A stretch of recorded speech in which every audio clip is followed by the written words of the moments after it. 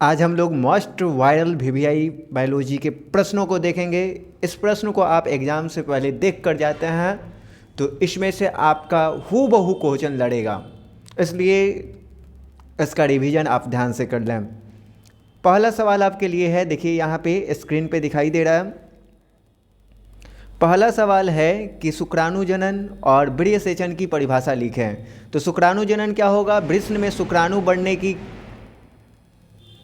क्रिया शुक्र जनन कहलाती है या शुक्राणु जनन कहलाती है। वृषसेचन क्या होता है? तो शुक्र जनन के पश्चात शुक्राणु शीर्ष सर्टोली कोशिकाओं में अंतः स्थापित हो जाती है और अंत में जिस प्रक्रिया द्वारा शुक्राणु जनक नलिकाओं से मोचित होता है, इस प्रक्रिया को हम लोग वृषसेचन कहते हैं। अगला सवाल है इंपॉर्टेंट, मलेरिया क्या है? लक्षण और उपचार को लिखें। तो मलेरिया परजीवी प्लाज्मोडियम से उत्पन्न होता है। इसका लक्षण क्या है? तो कंपन के साथ बुखार होगा, सिर दर्द एवं मांसपेशियों में दर्द, रोगी को 48 घंटे के अंतराल तक तेज बुखार का आना। इसका उपचार क्या है? तो कुनैन की दवाइयाँ जैसे क्लोरोक्विन और मेफ्लोक्विन आदि का उपयोग करना। अनुकूलन क्या है? इसका वर्णन करें। ये आपका मोस्ट वीवीआई क्वेश्चन है, याद रखना। सफलतापूर्वक जीवित रहने तथा प्रजनन करने हेतु किसी जीवधारी को अपने वातावरण के अनुरूप ढालना ही अनुकूलन कहलाता है, परंतु अनुकूलता का प्रयोग किसी ऐसे लक्षण के लिए भी किया जाता है जो उसी जीवधारी को अपने पर्यावरण के अनुकूल बढ़ाने में मदद करता है। तो ये अनुकूलन का डिफिनीशन रहा। अगला सवाल है आपके लिए कि सहलग्नता को परिभाषित करें। सहलग्नता को परिभाषित करें तो याद रखिएगा, दो होमोलोगस गुणसूत्रों के धागों को एक दूसरे के साथ जोड़ने की घटना सहलग्नता कहलाती है। एक दूसरे के साथ जोड़ने की घटना क्या कहलाती है? सहलग्नता। जीवाणु जनित किन्हीं 4 प्रतिजैविक का नाम लिखें। याद रखिएगा, पहला है सिफेलोस्पोरिन, दूसरा है पोलीस्पोरिन, तीसरा है थायरोक्सिसिन, उसके बाद चौथा है सबटिलिन जीवाणु। अगला आपका सवाल है कि किसी 4 यौन संचारित रोगों का नाम लिखे, उसके कारण रोगाणुओं का नाम भी लिखना है। तो पहला नाम है AIDS, human immunodeficiency virus यानी HIV के कारण होता है। दूसरा है हर्पिस, जो सिंप्लेक्स वायरस के कारण होता है। सिफिलिस ट्रेपोनेमा पैलिडम बैक्टीरिया के द्वारा होता है। गोनोरिया जो है निसेरिया गोनोरिया बैक्टीरिया के द्वारा होता है। अगला सवाल आपके लिए है कि आनुवांशिकता रूपांतरित जीव से आप क्या समझते हैं, इसका 2 लाभ बताएं। तो आप याद रखिएगा, ऐसे जीव जिसके जीन में परिवर्तन किए गए हैं आनुवांशिकता रूपांतरित जीव कहलाता है। इसके लाभ क्या है? तो पहला, खाद्य पदार्थों के पोषक स्तर में वृद्धि, और दूसरा है कीटनाशकों पर निर्भरता कम हो जाता है। धान तथा गेहूं के 2 प्रोन्नत किस्मों के नाम लिखें। याद रखिएगा, धान के प्रोन्नत किस्म पहला है साबरमती, जया, बाला, कृष्ण, और गेहूं के प्रोन्नत किस्म है कल्याण सोना, सरबती, सोनारा इत्यादि। बायो प्रोस्पेक्टिंग से आप क्या समझते हैं? बायो प्रोस्पेक्टिंग से आप क्या समझते हैं? तो वैज्ञानिक शोध जो प्रकृति के उपयोगी प्रक्रिया अथवा उत्पादन के तत्वों पर सतत नज़र रखती है, बायो प्रोस्पेक्टिंग कहलाती है। शराब अल्कोहल के दुष्परिणामों का वर्णन करें। तो याद रखिएगा, कार्य क्षमता का अपेक्षाकृत काफ़ी घट जाना पहला दुष्परिणाम, दूसरा मानसिक विकार का उत्पादन होना, तीसरा यकृत का खराब हो जाना, हृदय संबंधी रोग हो जाना, होश या हवास खो जाना। अगला सवाल आपके लिए है कि वाइटल इंडेक्स क्या है, इसे ज्ञात करने का सूत्र लिखिए। तो जन्म दर एवं मृत्यु दर की प्रतिशत अनुपात को वाइटल इंडेक्स कहते हैं, और इसका सूत्र है इसका सूत्र होता है VI, यानी VI है वाइटल इंडेक्स का संकेत N/M × 100। यहाँ पे N जन्म दर होता है, M मृत्यु दर होता है, ठीक है। अगला सवाल आपके लिए है कि एक पारिस्थितिक तंत्र से आप क्या समझते हैं? वैसे जीवों के समूह जो पारस्परिक क्रिया करते हैं तथा वातावरण के साथ क्रिया करते हैं उसे पारिस्थितिक तंत्र कहते हैं। कुछ वन्य जीवों के विलुप्तता के कारण बताएं। याद रखिएगा, वनों की कटाई और अवैध शिकार ये विलुप्तता के कारण है। कुल आबादी का रूप क्या क्या है, संक्षेप में लिखें। तो कुल आबादी के रूप निम्नलिखित हैं। पहला प्रसारशील समष्टि, दूसरा है ह्रासमान समष्टि, और तीसरा है परिपक्व समष्टि। कार्बनिक खेती से आप क्या समझते हैं? तो याद रखना, आपकी कृषि का वह विधि जिसमें रासायनिक उर्वरक, पीड़कनाशी तथा अन्य रसायनों का उपयोग न कर कार्बनिक पदार्थों का उपयोग होता है, कार्बनिक खेती कहलाता है। जैव विविधता के 3 आवश्यक घटक का नाम बताएं। जैव विविधता के 3 आवश्यक घटक, पहला है आनुवांशिक विविधता, दूसरा है जातीय विविधता, तीसरा है पारिस्थितिक विविधता। ग्रीन हाउस गैसों के बारे में चर्चा करें। तो याद रखिएगा, कार्बन डाइऑक्साइड, मीथेन, जलवाष्प, नाइट्रस ऑक्साइड इत्यादि ग्रीन हाउस गैस हैं। ग्रीन हाउस गैस पृथ्वी से दीर्घ तरंग विकिरण अवशोषित करती है और पुनः पृथ्वी की ओर उत्सर्जित करती है। जैविक खाद के उपयोग से होने वाले 2 लाभों को लिखें। तो पहला लाभ है आपका कि यह मिट्टी की गुणवत्ता को बनाए रखने में मदद करता है, और दूसरा लाभ है कि यह प्राकृतिक एवं हानि रहित होता है। जल वनस्पतिक अवस्था क्या है? याद रखिएगा, जल के अंदर शैवालों की जमने की अवस्था जल वनस्पतिक अवस्था कहलाती है। यह सूर्य प्रकाश से अपना भोजन बनाता है। जलीय जीव के ये रहने दो, यहाँ सूर्य प्रकाश से अपना भोजन बनाता है। जल के अंदर शैवालों की जमने की अवस्था जल वनस्पतिक अवस्था कहलाती है। औषधि के क्षेत्र में अगला सवाल है कि औषधि के क्षेत्र में जैव प्रौद्योगिकी के 2 उपयोग बताएं। तो पहला उपयोग है प्रतिजैविक के निर्माण में, और दूसरा है टीका के निर्माण में। एंटीबायोटिक के निर्माण में इसका इस्तेमाल होता है, दूसरा वैक्सीन के निर्माण में किया जाता है इसका इस्तेमाल। जल परागण के उदाहरण सहित, जल परागण के बारे में उदाहरण सहित बताइए। तो जल द्वारा होने वाला परागण जल परागण कहलाता है। एग्जाम्पल, हाइड्रिला वेलिस्नेरिया में जल परागण होता है। कलिका क्या है? याद रखिएगा, वनस्पतिक विज्ञान में किसी अविकसित परोह को कलिका कहते हैं। वनस्पति विज्ञान में किसी अविकसित परोह को कलिका कहा जाता है। उदाहरण इसका हाइड्रा और ईस्ट हो जाएगा। प्रारंभन कूट तथा समापन कूट का वर्णन करें। याद रखिएगा, प्रारंभन कूट किसे कहेंगे जी? तो वैसे कोडोन जो पॉलीपेप्टाइड चेन बनाने की प्रक्रिया शुरू करते हैं उसे प्रारंभन कोडोन कहते हैं, AUG। और दूसरा है समापन कूट।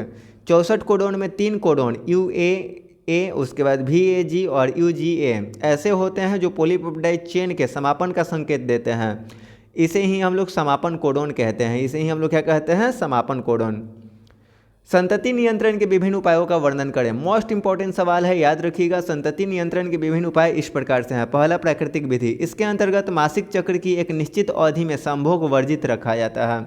दूसरा है यांत्रिक विधि। यांत्रिक विधि द्वारा कॉन्डम का उपयोग कर संतति नियंत्रित किया जा सकता है। तीसरा है रासायनिक विधि। तो शुक्राणुनाशक क्रीम तथा टैबलेट को संभोग के पूर्व मादा की योनि में लगा दिया जाता है।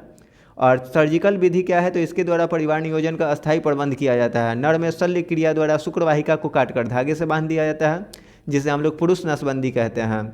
और मादा में हम लोग डिंब वाहिनी को काटकर बांध देते हैं, जिसे मादा नसबंदी कहते हैं।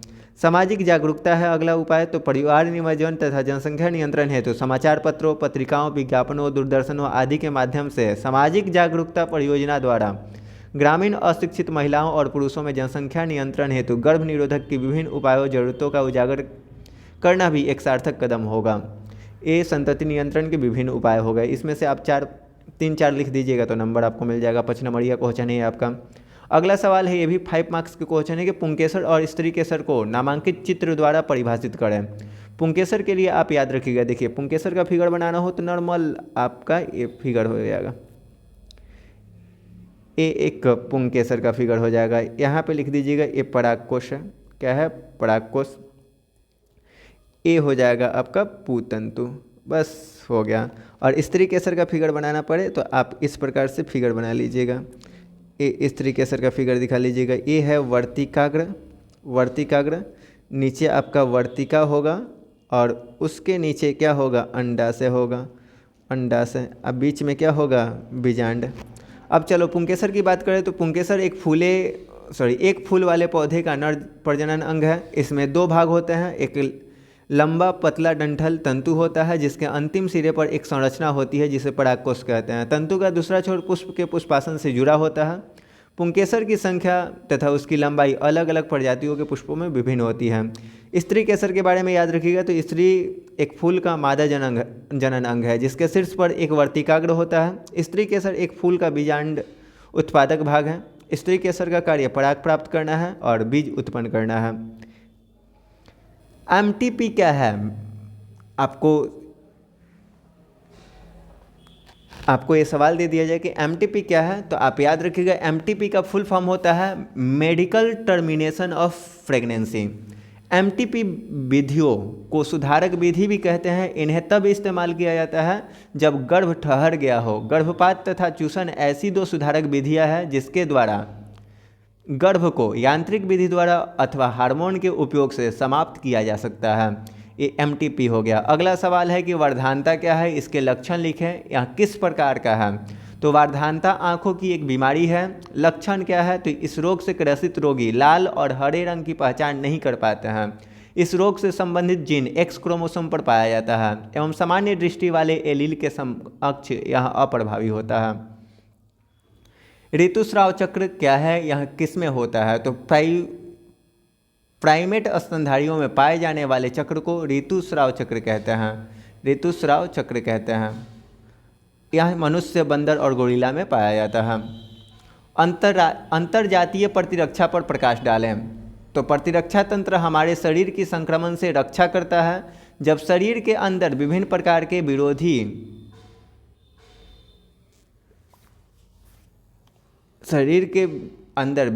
के विरोधी घाव के द्वारा बाहरी कारक को प्रवेश को रोकता है, इसे अंतर्जात प्रतिरक्षा कहा जाता है। अंतर्जात प्रतिरक्षा आप ऐसे समझ सकते हैं, अपनी भाषा में लिखिएगा कि शरीर के अंदर जो प्रतिरक्षा तंत्र मौजूद होता है, जो बाहरी कारकों को प्रवेश नहीं करने देता है, उसको रोकता है, उसे हम लोग क्या कहेंगे? अंतर्जातीय प्रतिरक्षा कहेंगे। हैजा का क्या कारण है? तो हैजा का कारण कोलेरी नामक जीवाणु है। इस जीवाणु से दूषित पेयजल, खाद्य पदार्थ ग्रहण किया जाता है तो यह रोग उत्पन्न हो जाता है। इस जीवाणु से मतलब इस रोग में ये जो हैजा होने का मुख्य कारण है दूषित पेयजल है, खाद्य पदार्थ है। जीव के आनुवांशिकी रूपांतरण के मूलभूत चरण कौन कौन से हैं? तो जीव के आनुवांशिकी रूपांतरण के मूलभूत चरण निम्न है। पहला है वांछित जीन युक्त डीएनए की पहचान। दूसरा, चिन्हित डीएनए का परपोषी में रूपांतरण। तीसरा चरण है कि स्थानांतरित डीएनए को परपोषी में सुरक्षित रखना तथा उसको संतति रूपांतरित करना। ये इसके मूलभूत चरण हैं।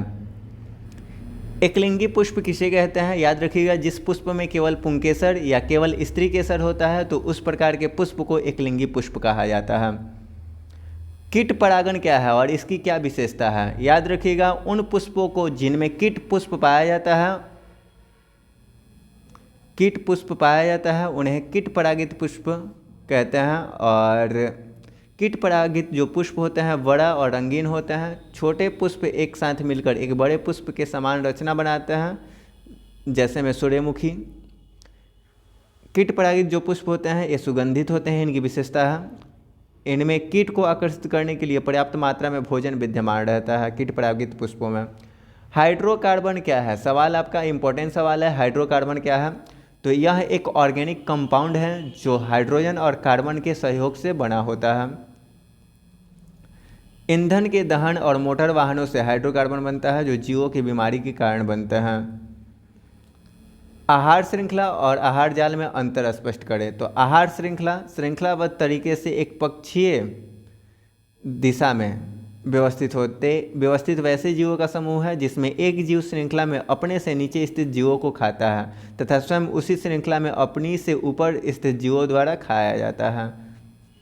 क्लियर है? ये आहार श्रृंखला हो गया। और आहार जाल किससे कहेंगे? तो पारिस्थितिक तंत्र में एक साथ कई आहार श्रृंखला मिलकर एक जाल बनाती है और आहार श्रृंखला के इस जाल को आहार जाल कहा जाता है।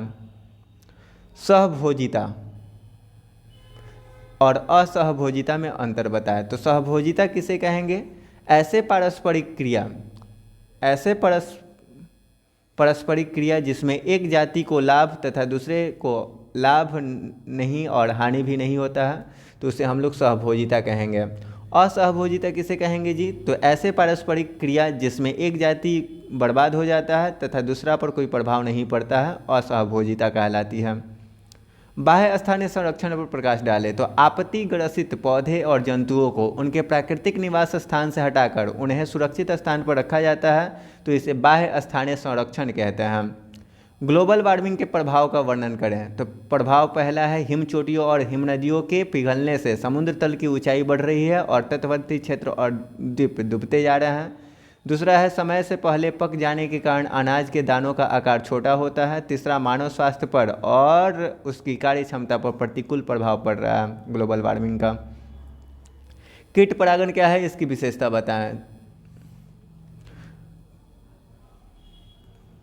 कीट परागण क्या है? तो कीट के द्वारा होने वाले परागण को कीट परागण कहते हैं और जिनमें कीट के द्वारा परागण होता है उसे कीट परागित पुष्प कहते हैं। इसकी निम्नलिखित विशेषता है। अकेला पुष्प जो है बड़ा और रंगीन होता है। छोटे पुष्प एक साथ मिलकर एक बड़े पुष्प के समान रचना बनाते हैं, जैसे में सूर्यमुखी हो जाएगा। कीट परागित पुष्प जो होते हैं सुगंधित होते हैं, ये रिपीटेड क्वेश्चन है। मध्य निषेध से उत्पन्न होने वाले लक्षण का उल्लेख करें। तो पहला है प्रजनन क्षमता में कमी, दूसरा है हृदय की धड़कन में तेजी, सीने में दर्द होना, ये सब मध्य निषेध से उत्पन्न होने वाले लक्षण हैं। किसी एक उदाहरण के साथ पृथक्करण के नियमों का वर्णन करें। तो इस नियम के अनुसार जब विपरीत लक्षण के जोड़े को क्रॉस कराया जाता है तो युग्मक बनते समय एक जोड़ी के एलील एक दूसरे से अलग हो जाते हैं। फलस्वरूप प्रत्येक युग्मक में दो या दो में से केवल एक एलील रहता है। यह युग्मक अपने में शुद्ध होता है क्योंकि किसी लक्षण के लिए केवल एक एलील उसमें रहता है। हरित क्रांति पर संक्षिप्त टिप्पणी लिखें। तो खाद्य उत्पादन को बढ़ाने के लिए कृषि के क्षेत्र में जो प्रयास किया जाता है तथा इसके फलस्वरूप उत्पादन में जो वृद्धि होती है उसे हरित क्रांति कहते हैं। इसका योगदान सिंचाई के लिए, दूसरा है अच्छे और उच्च गुणवत्ता वाले उर्वरक का उपयोग, फसलों के खराब तथा नुकसान होने से बचाना। एलर्जी क्या है, इसके लक्षणों का संक्षेपण करें। याद रखिएगा एलर्जी उत्पादक पदार्थ दुर्बल एंटीजेंस है जिसे एलर्जी कहते हैं। लक्षण इसका क्या है, तो एलर्जी में उत्तक फुलकर लाल हो जाता है, उत्तक खुजलाना शुरू हो जाता है और शरीर का त्वचा लाल हो जाता है। एलर्जी का मुख्य ये लक्षण है।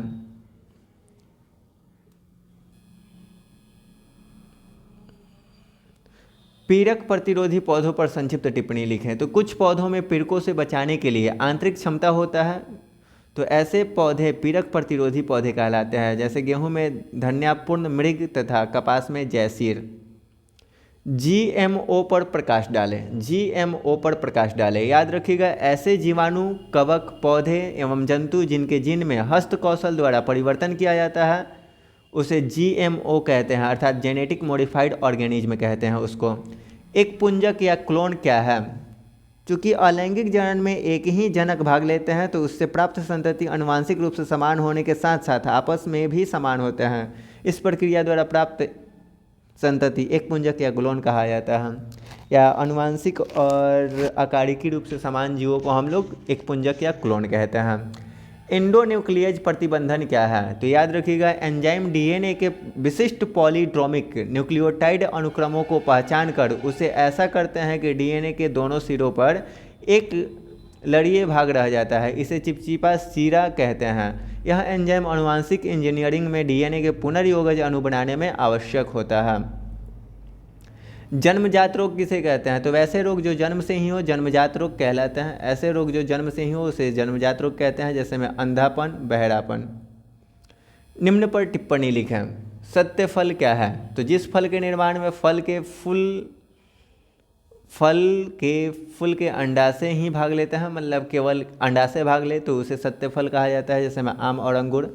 अनिषेचन जनित फल क्या है, तो कुछ पौधों में निषेचन के बिना ही फल का निर्माण हो जाता है, ऐसे फल को अनिषेचित जनित फल कहते हैं, जैसे में केला हो जाएगा। बहुभ्रूणता क्या है, तो जब एक बीज के अंदर एक से अधिक भ्रूण हो तो इस अवस्था को बहुभ्रूणता कहते हैं, जैसे में नींबू हो जाएगा।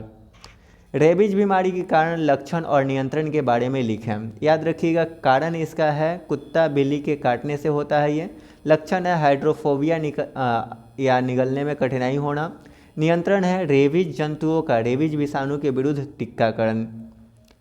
डीएनए के प्राकृतिक के लिए आवश्यक किन्हीं दो एंजाइमों का नाम लिखें, प्रत्येक का एक एक कार्य बताएं। तो पॉलीमरेज और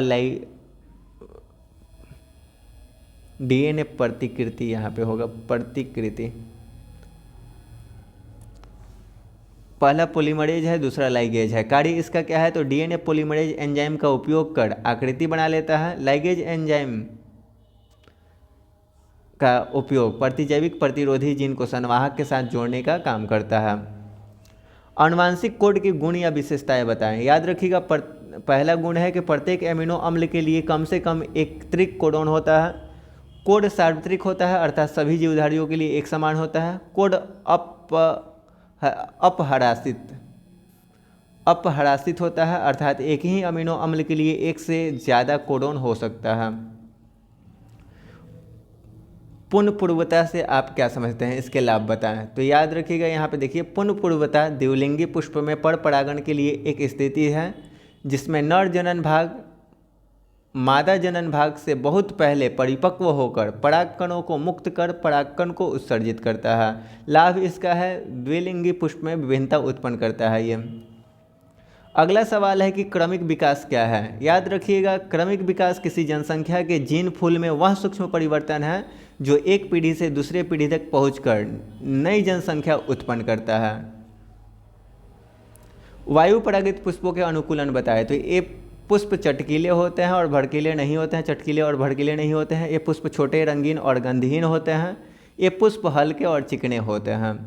अगला सवाल आपके लिए है कि अलैंगिक जनन मुकुलन से आप क्या समझते हैं। तो याद रखिएगा, इस प्रकार के जनन में जनक के शरीर से कोई वल्व अर्थात मुकुल सरीखी प्रवर्त निकलती है और इससे जो आपका जनन होगा उसे हम लोग मुकुलन कहेंगे। आप अपनी भाषा में बोल सकते हैं कि मुकुल के द्वारा होने वाले जनन को मुकुलन कहते हैं। अर्थ के दो लक्षणों की विवेचना करें। तो एक प्रकार के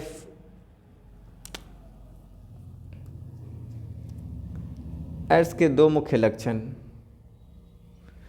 पहला प्रतिरक्षा तंत्र कमज़ोर हो जाएगा, प्रतिरक्षा तंत्र कमज़ोर हो जाएगा, और दूसरा शरीर का वजन लगातार घटेगा।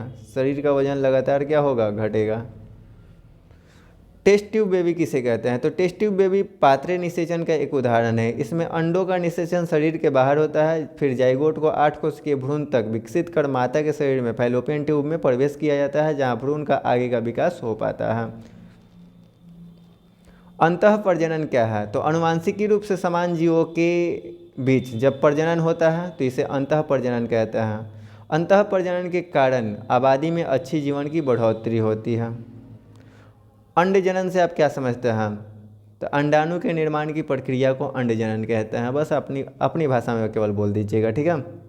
अगला सवाल आपके लिए है कि मानव लिंग निर्धारण कैसे होता है, या लिंग निर्धारण से आप क्या समझते हैं। तो मानव में लिंग निर्धारण लिंग गुणसूत्र के द्वारा होता है। मानव में लिंग गुणसूत्र एक्स मादा के लिए है।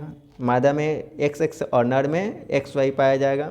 जब X से जाके मिलेगा, जब X किससे जाकर मिलेगा जी, X से जाकर मिलेगा तो XX बनेगा, यानी लड़की का जन्म होगा। और जब XY से जाकर मिलेगा तो लड़का का जन्म होता है।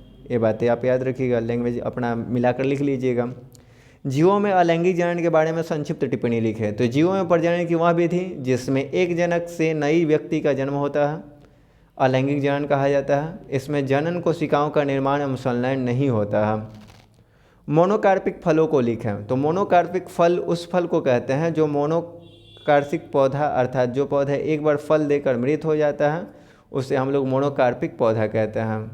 या आप ऐसे कह सकते हैं कि पूरे जीवन काल में एक बार पुष्प धारण करने वाला जो फल होगा, पौधा होगा, उससे मोनोकार्पिक पुष्प या मोनोकार्पिक फल कहेंगे। जैसे में केला, बस एक ही बार इसमें फल लगेगा।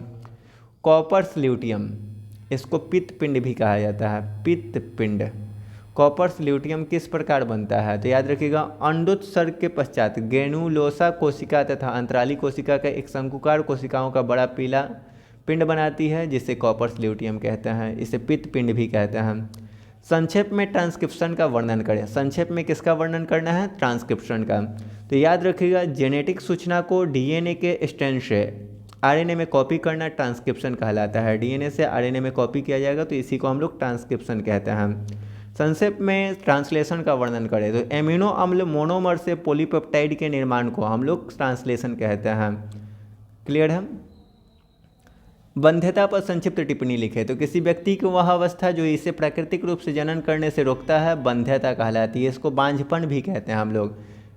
मेंडल ने अपने प्रयोग के लिए मटर का चयन क्यों किया। तो मेंडल ने अपने प्रयोग के लिए मटर के पौधे को चुना क्योंकि यह एक वार्षिक पौधा है, इसमें कई विपरीत लक्षण पाया जाता है तथा इसका देखभाल करना आसान था।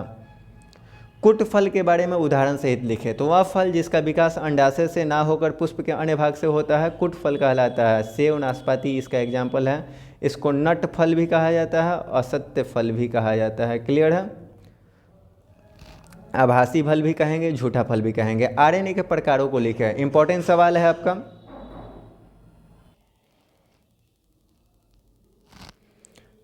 यहाँ पे सवाल है आपका कि RNA के प्रकारों को लिखें। तो RNA का पहला प्रकार है mRNA। यह DNA के कोड को ग्रहण कर डिकोड करता है। दूसरा सवाल है आपका tRNA। इसे बिले RNA भी कहते हैं। यह सबसे छोटा RNA अणु होता है। अगला है rRNA। यह सबसे यहाँ RNA जो होता है राइबोसोमल RNA का, राइबोसोमल RNA इसको हम लोग कहते हैं। इतना बस लिख दीजिएगा, प्रकारों के बारे में लिखने से नंबर इतना मिल जाएगा। ट्रांसजेनिक जंतुओं से क्या लाभ है, तो याद रखिएगा ट्रांसजेनिक शुगर से, यहाँ पे ट्रांसजेनिक शुगर से हमारे शरीर के लिए स्पेयर पार्ट्स प्राप्त होते हैं। ट्रांसजेनिक जंतुओं से ह्यूमन सेल लाइन प्राप्त कर अनुवांशिक रोग जैसे हीमोफीलिया आदि का उपचार संभव है। हीमोफीलिया को रक्तस्रावी रोग क्यों कहा जाता है, हीमोफीलिया को रक्तस्रावी रोग क्यों कहा जाता है, तो हीमोफीलिया जिस व्यक्ति को हो जाता है, इसको हम काट देते हैं, आप ऐसे सुन लीजिए। हीमोफीलिया जिस व्यक्ति को हो जाता है उसमें कहीं पे भी घाव हो जाए या ब्लड निकलना प्रारंभ कर जाए तो वो ब्लड रुकता नहीं है, इस कारण हम लोग रक्तस्रावी रोग इसको कहते हैं। ठीक है, इसको लिख लीजिएगा ऐसे ही। प्रत्यक्ष संलग्नता एवं परोक्ष संलग्नता पर टिप्पणी लिखें। याद रखिएगा प्रत्यक्ष संलग्नता क्या होगा, तो जो जीन 50 या उससे कम मैप यूनिट्स की दूरी पर पाए जाते हैं उसे प्रत्यक्ष संलग्नता कहते हैं। परोक्ष संलग्नता क्या है, तो जो जीन 50 से अधिक मैप यूनिट्स की दूरी पर पाए जाते हैं उसे परोक्ष संलग्नता कहते हैं। रक्त का कार्य बताएं, रक्त का कार्य बताएं। याद रखिएगा यहाँ शरीर का तापमान बनाए रखता है। रक्त में पाया जाने वाला WBC शरीर को रोगों के संरक्षण से बचाता है। और तीसरा है रक्त में पाया जाने वाला RBC रक्त में O2 तथा CO2 का स्थानांतरण करने का कार्य करता है। mRNA तथा tRNA के बीच अंतर स्पष्ट करें, तो mRNA और tRNA में निम्न अंतर है। पहला, यहाँ जीवाणु पाया जाता है, यहाँ अमीनो अम्ल में पाया जाता है tRNA, यहाँ प्रोटीन संश्लेषण करता है tRNA, यहाँ आनुवंशिक कूट को पढ़ने का काम करता है। DNA और RNA के बीच अंतर स्पष्ट करें, तो ये तो मोस्ट इम्पॉर्टेंट सवाल है कि RNA जो है एकल कुंडलित होता है, DNA द्विकुंडलित होता है। यहाँ कोशिका द्रव में पाया जाता है और DNA यहाँ गुणसूत्र में पाया जाता है। RNA में इसमें साइटोसिन, एडेनिन, गुआनिन तथा यूरेसिल नामक नाइट्रोजनी क्षार पाया जाता है। DNA में याद रखिएगा इसमें साइटोसिन, एडेनिन, थाइमिन तथा गुआनिन नामक नाइट्रोजनी क्षार पाया जाता है। शुक्राणु जनन एवं अंड जनन में अंतर स्पष्ट करें। आपका पहला अंतर, विश्व में शुक्राणु बनने की क्रिया शुक्राणु जनन कहलाती है। अंड जनन याद रखिएगा अंडाशय में अंडाणु निर्माण की प्रक्रिया को अंड जनन कहते हैं। शुक्राणु जनन में याद रखिएगा यह अणुओं की संख्या में निर्मित होता है। अंड जनन याद रखिएगा यहाँ केवल एक ही निर्मित होता है। जलोद्भिद, मरोद्भिद और समोद्भिद के बारे में लिखे, तो जलोद्भिद वे पादप जो केवल जल या अत्यधिक नम मिट्टी में वृद्धि करते हैं, जलोद्भिद कहलाता है, जैसे कमल, जलकुंभी। मरुद्भिद वे पादप जो केवल अधिक ताप और गर्मी में वृद्धि करते हैं, मरुद्भिद कहलाता है, जैसे में नागफणी। समोद्भिद वे स्थलीय पादप जो ना तो विशेष सूखे और ना तो विशेष नम वातावरण के लिए अनुकूल हैं, जिन्हें वृद्धि के लिए साधारण जल की आवश्यकता हो, समोद्भिद कहलाता है। टाइफाइड बीमारी का रोगजनक लक्षण, संक्रमण की विधि तथा उपचार के बारे में बताएं, तो टाइफाइड एक संक्रामक रोग है जो साल्मोनेला टाइफी नामक जीवाणु के कारण होता है। लक्षण, इसमें सिर दर्द, आमाशय दर्द होता है। संक्रमण की विधि, तो साल्मोनेला टाइफी नामक जीवाणु के मलमूत्र में पाया जाता है। घरेलू मक्खी रोगी के भोजन अर्थात एवं भोजन पदार्थ एवं पेयजल पदार्थों पर बैठकर उसे दूषित कर देता है, जिससे बीमारी फैलता है। उपचार इसका क्या है, तो इसका नियंत्रण प्रतिजैविक के द्वारा किया जा सकता है। रोगी को तला भोजन देना चाहिए, यहाँ पे तला भोजन देना चाहिए। तो सो गाइज ये हम लोग बायोलॉजी के मोस्ट इम्पॉर्टेंट सवालों को देख लिए। ये आपका VVI सब्जेक्टिव प्रश्न था बायोलॉजी का, जिसमें कुछ आपका 5 मार्क्स के क्वेश्चन थे और कुछ 2 मार्क्स के क्वेश्चन थे। इतने का आप रिवीजन कर लेंगे तो बायोलॉजी में आप बेहतर मार्क्स उठा लेंगे। सो गाइस मिलते हैं नेक्स्ट वीडियो में, धन्यवाद।